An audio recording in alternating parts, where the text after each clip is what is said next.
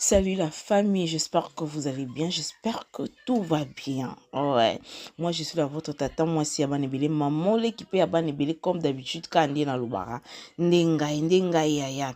Donc bienvenue de retour sur Epasuka TV officiel news. Ah toi toujours ba news. Ouais to moni nani to moni ex danseuse na biso Gisèle Yamamoto. Oto yebaki bazaki na ba ligne d'énergie. Na mobile na ye cappuccino ya.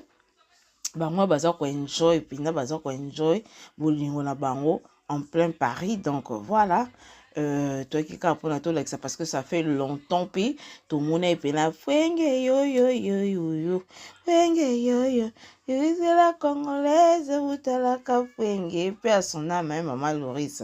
Donc voilà yango na memela ki na pokwa lelo to yaka toujours pour nous partager oyo et talami par rapport à ba news na biso. Bisous kuna bye.